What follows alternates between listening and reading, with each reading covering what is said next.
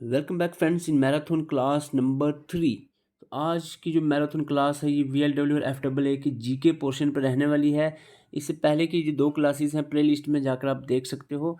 अब बहुत सारे एस्पिरेंट कमेंट करते हैं कि ये कौन सी मैराथन क्लास हुई 10-15 मिनट की। मैराथन क्लास कम से कम 40-50 मिनट या 1 घंटे की होनी चाहिए। तो मैंने आपको पहले भी वीडियो के एंड में बताया था, मैराथन इसका नाम रखने का मकसद ये है कि जो कंटेंट आपको बड़ी-बड़ी मैराथन क्लासेस में मिलता है, वो हम 10-15 मिनट के अंदर आपको प्रोवाइड करते हैं। अगर आपको शक हो रहा है कि आप मैराथन क्लास इसका नाम नहीं होना चाहिए, इतना कंटेंट नहीं आप चीज़ें बता रहे हो जितना एक मैराथन क्लास में हमें चीज़ें मिलती हैं, तो आप जाके कंपेयर कर सकते हो। 1-2 घंटे का लेक्चर कहीं देखकर आ जाओ जीके पोर्शन का, फिर आकर यहाँ पर 10 मिनट का लेक्चर देखो। आप खुद ही अंदाज़ा लगा लोगे कि मैराथन नाम कौन-सी क्लास का होना चाहिए। तो आइए स्टार्ट करते हैं। बहुत ही इम्पोर्टेंट सेशन है ये जो हमने स्टार्ट किए हुए हैं। इसमें बहुत सारी चीज़ें जो है हम रिवाइज़ करते हैं। तो लेट्स स्टार्ट। तो सबसे पहला क्वेश्चन यहाँ पर है, गांधी जी हैड गिवन और the stirring call of do और die during dash movement. Gandhi ji ने डू और डाई का नारा कौन सी मूवमेंट के दौरान लगाया था? आप कहोगे ये कैसा क्वेश्चन है? इसी तरह के क्वेश्चंस पूछे जाते हैं। अगर आप जो आपको कॉन्फिडेंस आप ज़्यादा अपना हाई कर लेते हो कि हाँ जी कोई नहीं, ऐसे क्वेश्चन तो हो जाएंगे, बाद में भूल जाते हैं। तो ये जो नारा है ये कब लगाया गया था? डू और डाई का क्विट इंडिया मूवमेंट के दौरान, ये आपने याद रखना है। यहाँ पर खाली इतना ही काफ़ी नहीं है। डू और डाई के नारे के साथ साथ जो अदर जो स्लोगन्स हैं वो भी मैं आपको यहाँ पर बता देता हूँ। जैसे कि Swaraj is my birth right, ये बहुत बार क्वेश्चन पूछा गया। Swaraj is my birth right, बाल गंगाधर तिलक ने स्लोगन लगाया था। गिव मी ब्लड आई शिल गिव यू फ्रीडम, तुमको मुझे खून दो मैं तुम्हें आज़ादी दूंगा, ये नारा बहुत मशहूर है नेताजी सुभाष चंद्र बोस का। इनकलाब जिंदाबाद का नारा जो है भगत सिंह ने लगाया था। सारे जहां से अच्छा हिंदुस्तान हमारा डॉक्टर मोहम्मद इकबाल ने लगाया था। दिल्ली चलो का नारा जो है सुभाष चंद्र बोस ने लगाया। ये क्वेश्चन पूछे जाते हैं। सरफरोशी की तमन्ना अब हमारे दिल में है, राम प्रसाद बिस्मिल का ये नारा है। I am socialist by nature, Jawaharlal Nehru का। गो बैक टू वेदास का स्वामी दयानंद ने ये नारा लगाया था। आराम हराम है, ये जवाहरलाल नेहरू का नारा है। जय जवान जय किसान, लाल बहादुर शास्त्री। ये मोस्ट इंपॉर्टेंट जो स्लोगन्स हैं जो एग्ज़ाम में पूछे जाते हैं वो आपके सामने रखे हैं। तो आप खुद अंदाज़ा लगा लो। हमने कोशिश यही करते हैं कि इस मैराथन क्लास का मतलब जो है एक्चुअल में होता है काफ़ी सारी चीज़ें आपको एक ही क्लास में मिल जाएँ, तो वही हमारा मकसद है। क्वेश्चन 2 यहाँ पर, FIFA world cup 2022 is schedule to take place in dash from 20 November 2000 to 18 December 2022। तो ये एक्चुअल में बताया जा रहा है जो फीफा वर्ल्ड 2022 है ये कहाँ पर, सॉरी यहाँ पर मैं आपको बता दूँ,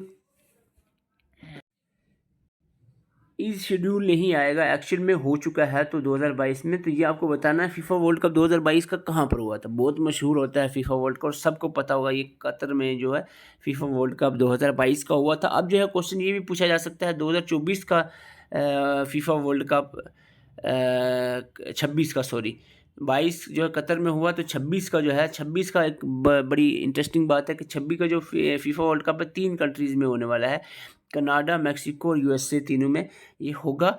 22 का कतर में हुआ। इसके साथ साथ आपको 2024 के ओलंपिक गेम्स का पूछा जाए तो 2024 में ओलंपिक गेम्स पेरिस फ्रांस में होने वाले हैं।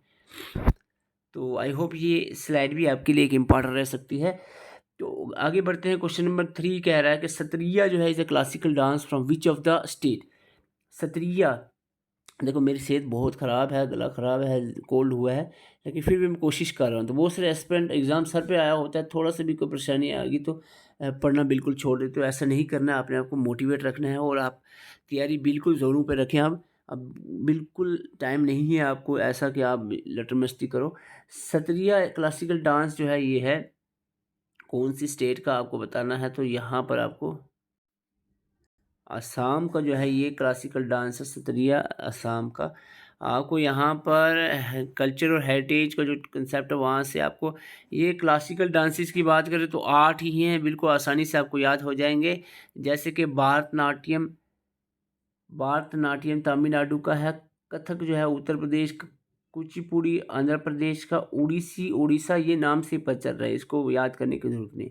Kathakali Kerala, Sattriya Assam, this is very important. Manipuri, Manipur, तो ये दोनों याद करने की ज़रूरत नहीं है, ठीक है। आप बच्चे 8 में से 6 आपको याद रखने हैं, ठीक है।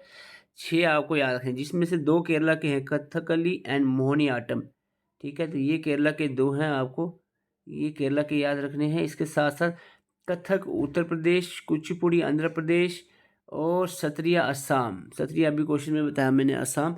होपफुली सत्रिया असम आपको याद रहेगा, और कथकली एंड मोहिनीअट्टम जो केरला के हैं ये भी याद रहेगा। तो पीछे बचता है भारतनाट्यम। भारतनाट्यम का तमिलनाडु का है, तो उसके बाद कथक। ये इस तरह से चीज़ों को याद रखना चाहिए आपको, क्लासिकल डांसेस है। क्वेश्चन नंबर आगे बढ़ते हैं। 4 है, रिवर वर्धा का पूछा जा रहा है, कौन से रिवर की ट्राइब्यूटरी है ये जो वर्धा रिवर है, is a tributary of which river. ये गोदावरी रिवर की ट्राइब्यूटरी है वर्धा रिवर, तो आपको याद रखना है गोदावरी रिवर की ट्राइब्यूटरी है। आगे बढ़ते हैं हम यहाँ पर, और कुछ रिवर्स के ओरिजिन की अगर हम बात करें, इंदस जो है कैलाश, यहाँ माउंटेन रेंज की बात करी जा रही है। एक्चुअली में इसको मनसरोवर लेक जो है कह सकते हो, नियर मनसरोवर लेक। गंगा जो है गंगोत्री कहा जा रहा है, एक्चुअली में आप अलकनंदा और भागीरथी दोनों मिलकर गंगा बनाते हैं। नर्मदा अमरकंटक से ओरिजिन होता है इसका, यमुना का यमुनोत्री से, ताप्ती का बिटवल district of MP, Madhya Pradesh की जो बिटवल डिस्ट्रिक्ट है वहाँ से ओरिजिन होता है। कावेरी की अगर हिल कोडागू हिल्स के रिलेटेड कहीं इसका ओरिजिन देखने को मिलता है। गोदावरी जो है कार्डामोन की हिल्स से इसका ओरिजिन होता है। ब्रह्मपुत्रा जो है नियर मंसरवार लेक जो है इसका ओरिजिन देखने को मिलता है। तो आगे बढ़ते हैं, क्वेश्चन नंबर 5 यहाँ पर ओजोन के रिलेटेड है। Depletion in ozone layer is caused by, ozone layer की जो डिप्लीशन है वो होती है क्लोरोफ्लोरोकार्बन की वजह से ओजोन लेयर डिप्लीट होती है। तो ये आपको क्वेश्चन पूछा जा सकता है इन्वायरमेंट से। ओजोन लेयर के बारे में थोड़ी सी बातें यहाँ पर कर लेते हैं। ओजोन लेयर प्रोटेक्ट करता है अर्थ को harmful radiation, that is ultraviolet radiations, ultraviolet radiation से प्रोटेक्ट करता है अर्थ को, कौन, ozone layer. Ozone layer stratosphere जो एटमॉस्फेयर की स्ट्रेटोस्फेयर लेयर है यहाँ पर पाया जाता है। Ozone is also present in troposphere, troposphere जो हमारा ये फर्स्ट लेयर है इसमें भी है ओजोन, लेकिन it is bad in this layer. जो ओजोन ट्रोपोस्फेयर में है ना वो एक्ट करती है एयर पोल्यूशन की तरह, इसीलिए इसको बैड कहा जाता है। अदरवाइज जो स्ट्रेटोस्फेयर में है वो प्रोटेक्टिव लेयर बनाती है ओजोन। मॉन्ट्रियल प्रोटोकॉल बहुत मशहूर है जो ओजोन डिप्लीटिंग सब्सटेंसेस केमिकल्स को रोकने के लिए बना था, मॉन्ट्रियल प्रोटोकॉल। और डब्सन यूनिट जो थिकनेस है ओजोन लेयर की उसको मेजर करने के लिए यूनिट जो लगती है उसको डब्सन यूनिट कहते हैं। ओजोन डिप्लीटिंग सब्सटेंसेस जो है मोस्टली कौन से होते हैं, क्लोरोफ्लोरोकार्बन्स ही होते हैं, सॉरी। तो यहाँ पर आगे बढ़ते हैं। ओजोन होल जो है अंटार्कटिका के ऊपर देखने को मिला, और होल का मतलब ओजोन लेयर की थिकनेस में कमी, मोटापा जो उसका था ना 200 लगभग 285 के लगभग था, उसमें थिकनेस में कमी देखने को मिली थी फरमैन साइंटिस्ट के द्वारा, इसको ओजोन होल का नाम दिया था। क्वेश्चन नंबर 6 की बात करें, which among the following is confluence of Alaknanda and Mandakini. ये क्वेश्चन JKPSI में पूछा गया था रिसेंटली। अलकनंदा और मदकनी जहाँ पर मिलते हैं इस उसको क्या कहा जाता है, तो यहाँ पर इसको कहा जाता है मेरे ख्याल से रुद्रप्रयाग कहा जाता है। फिर भी एक बार चेक कर लेते हैं, अलकनंदा और मदकनी, यस इट्स रुद्रप्रयाग। तो पंच प्रयाग में बता देता हूँ, यहाँ 5 के 5 प्रयाग जो हैं। पहला रुद्रप्रयाग है जहाँ अलकनंदा, पांचवी में अलकनंदा ही मिल रहा है दूसरे रिवर से, ठीक है। एक बात तो क्लियर, एक रिवर आपको यही पता चल गया। रुद्रप्रयाग में अलकनंदा से मदकनी मिलती है, वैष्णव प्रयाग में अलकनंदा से दौली गंगा, और नंद प्रयाग में अलकनंदा से नंदकनी। तो ये नंदकनी ये तो आपको याद हो गया, इसको छोड़ो। और देव प्रयाग आपको ऑलरेडी पता होगा, अलकनंदा और भागीरथी मिल के मैन है ये जहाँ पर गंगा रिवर बनाते हैं, देव प्रयाग उसको कहते हैं, ठीक है। तो ये नंदकनी वाला याद करने की ज़रूरत नहीं है। पीछे बचते हैं पर रुद्रप्रयाग, विष्णुप्रयाग और कर्णप्रयाग, तो ये आपको याद रखने हैं, ठीक है। पंच प्रयाग आपके सामने हैं, होपफुली आप इसको एक बार पढ़ोगे तो और ये चीज़ें याद रहेंगी आपको। तो आगे बढ़ते हैं, क्वेश्चन यहाँ पर 7 है। In India the GST is based on the dual model GST adopted in. India में जो GST है और ड्यूल मॉडल GST है, और ये कनाडा से अडॉप्ट किया गया था ड्यूल मॉडल GST। तो यहाँ पर GST की अगर हम बात कर रहे हैं तो GST के रिलेटेड कुछ पॉइंट्स आपको यहाँ बता दूँ। GST जो है यहाँ पर goods and services goods and services tax full form है जीएसटी की, was first implemented in France. सबसे पहले फ्रांस में जीएसटी लागू हुई थी। इंडिया जीएसटी, जो इंडिया की जीएसटी है वो कैनेडियन मॉडल पे है, ड्यूल मॉडल पे। जीएसटी इन इंडिया जो है वो मेड रिकमेंडेशन, जीएसटी की रिकमेंडेशन जो है विजय कलकर कमेटी के द्वारा दी गई थी। This is also important. कुछ इंपॉर्टेंट पॉइंट्स जो है, मोस्ट इंपॉर्टेंट पॉइंट्स हमने कवर किए हैं जीएसटी के। जीएसटी इंडिया के अंदर इम्प्लीमेंट होती है कब? 1 जुलाई 2017 को। This is also important. And first state जिसने इम्प्लीमेंट किया जीएसटी को, दैट इज़ असम। अमिताभ बच्चन जो है इनको जो है ब्रांड एम्बेसडर जीएसटी का बनाया गया था। इसके बाद एट प्रेजेंट फाइनेंस मिनिस्टर जो है Nirmala Sitharaman is the chairperson of GST council. तो फाइनेंस मिनिस्टर जो भी होता है प्रेजेंट जब उस टाइम का, तो वो उसी को चेयरपर्सन जो है जीएसटी काउंसिल का बनाया जाता है। एट प्रेजेंट की बात करें, जीएसटी काउंसिल में 33 मेंबर हैं। GST has been implemented by 101 जो कॉन्स्टिट्यूशन अमेंडमेंट एक्ट पास हुआ था 2016 में, उसके तहत जीएसटी को लाया गया था कॉन्स्टिट्यूशन में। President of India approve GST bill on 8 सितंबर 2016 को ही जीएसटी बिल अप्रूव किया गया था प्रेसिडेंट के द्वारा। तो यहाँ पर आगे बढ़ते हैं। क्वेश्चन नंबर 8 पे, मुस्लिम rule in Kashmir was founded by. Muslim rule जो है कश्मीर में फाउंडेड बाय शाह मीर या शमसुद्दीन के इसके फाउंडर रहे हैं। कश्मीर रूल के शामिरी डायनेस्टी सबसे पहली डायनेस्टी थी। तो कुछ इंपॉर्टेंट पॉइंट्स यहाँ पर फिर से कवर करता हूँ मैं। सुल्तान सदरुद्दीन ललित आदित्य मेडिबल। तो यहाँ पर कन्फ्यूज़न थी, मैं आपको यहाँ पर कुछ स्टूडेंट्स को पिछली बार मैंने बताया था ये slide. Kota Rani, this is very important. Kota Rani last female ruler of Kashmir, last female ruler of Kashmir Kota Rani is very important question. Akbar of Kashmir Zainul Abidin को कहते हैं। ललित आदित्य को समुद्रगुप्ता ऑफ कश्मीर कहा जाता है। और सुल्तान सदरुद्दीन को Lalit Aditya of medieval history कहा जाता है। दीज आर 4 इंपॉर्टेंट पॉइंट्स जो जम्मू एंड कश्मीर के हिस्ट्री के रिलेटेड हैं। आगे बढ़ते हैं। आप अब मुझे लग रहा है आपको उम्मीद होगी कि ये मैराथन ही क्लास है। टाइम बेशक मैं कम ले रहा हूँ, लेकिन जो चीज़ें हमने डिस्कस की हैं इन 10-12 मिनटों के अंदर, आई डोंट थिंक 45-50 मिनट पे आपको वो चीज़ें मिल पाएंगी। तो अगर आपको नहीं लग रहा है तो एक बार जाके 1 घंटे का सेशन देख कर आना, फिर ये वीडियो देखना। JNK UT is formed on, क्योंकि इसको बनाने में हमें पूरा जान लगाई हुई है। एक वीडियो लेक्चर के PDF बनाने में 10-10 दिन का कंटेंट टाइम लगा हुआ है। काफ़ी अरसे से बना कर रखी हुई है आपके लिए, वक्त आने पे मैंने सोचा आपको बताई जाए। JNK UT is formed on. Jammu and Kashmir की UT कब बनी थी? तो UT जो है ये बनाई गई थी, जम्मू एंड कश्मीर स्टेट को 2 UTs में डिवाइड किया गया था। ये बात है, ये कब की है? ये है 31 अक्टूबर 2019 की बात है, जब 2 UTs को अलग किया गया था। ओके, थोड़ा सा यहाँ पर सत्यपाल मलिक के बारे में बोलें तो governor of Jammu and Kashmir रहे हैं जब एब्रोगेशन ऑफ आर्टिकल 370 है, आर्टिकल 370 एब्रोगेट हुआ तो ये गवर्नर रहे हैं। गिरीश चंद्र मुर्मू जो है फर्स्ट लेफ्टिनेंट गवर्नर रहे हैं जम्मू एंड कश्मीर के। अभी जो है LG मनोज सिन्हा साहब ये सेकंड गवर्नर, लेफ्टिनेंट गवर्नर हैं जम्मू एंड कश्मीर के। पहले गिरीश चंद्र मुर्मू जो पहले लेफ्टिनेंट गवर्नर रहे थे। ये क्वेश्चन पूछा जा सकता है। First lieutenant governor of Jammu and Kashmir Girish Chandra Murmu.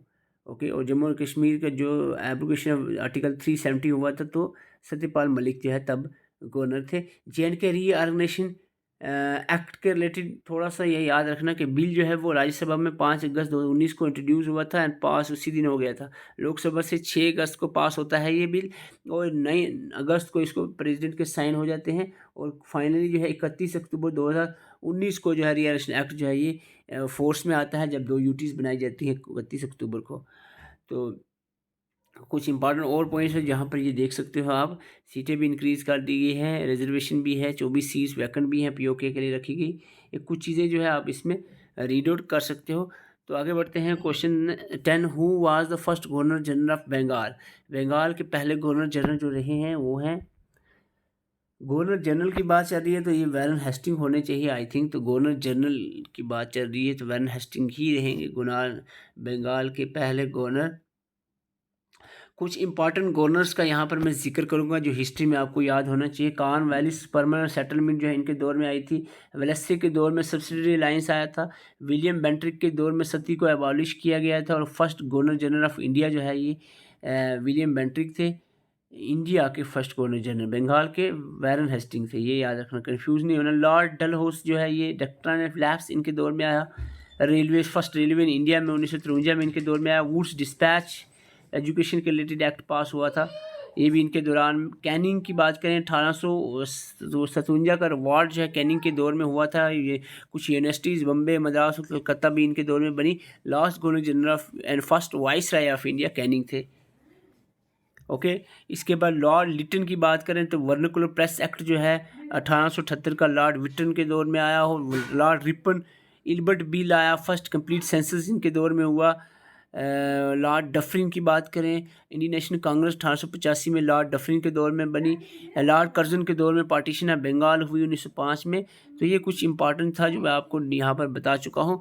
अब उम्मीद करते हैं कि आपको है ये लग गया होगा कि मैराथन क्लास किसको कहते हैं एक्चुअल में। तो अगर चैनल पर नए, चैनल को सब्सक्राइब कर सकते हैं। अगर आपको नोट्स वगैरह चाहिए तो आप हमारे साथ कंटेक्ट कर सकते हैं। तो यहाँ पर आप देख सकते हो व्हाट्सअप नंबर आपके सामने है, इस नंबर पर कंटेक्ट कर सकते हो आप 7051014488 पे। तो आपको सारे computer, general awareness, English, reasoning, MCQs, video lectures. देखो बहुत सारे स्टूडेंट्स मैसेज करके इररिलेवेंट क्वेश्चन करते हैं। इतना क्वेश्चन बातों के आंसर देते रहेंगे तो पूरे दिन को यही काम हम करते रहें तो बाकी क्या करेंगे। इसलिए इररिलेवेंट क्वेश्चन नहीं करना। अगर आपको नोट्स चाहिए हैं सिंपली आप इस नंबर पे व्हाट्सअप करके इतना ही कह सकते हो कि आई नीड नोट्स। और साथ में इतना ज़रूर लिखे कि VLW के लिए चाहिए या FAA के लिए, या दोनों के लिए। ठीक है, दोनों के लिए भी चाहिए तभी आपको 99 में सब मिल जाएंगे। ठीक है, और खाली VLW तब भी 99 पर। पैसे आपको ज़्यादा कोई नहीं चार्ज किए जाएंगे बिल्कुल। और आप बहुत सारे स्टूडेंट सोच रहे होंगे 99 में क्या ही मटेरियल होगा, तो वो आप देख के आपको पता चल जाएगा। अगर आपको सेटिस्फेक्शन नहीं हुई आप वापस सेंड करना, 99 की जगह आपको 999 रुपीज़ वापस कर दिए जाएंगे। Thank you.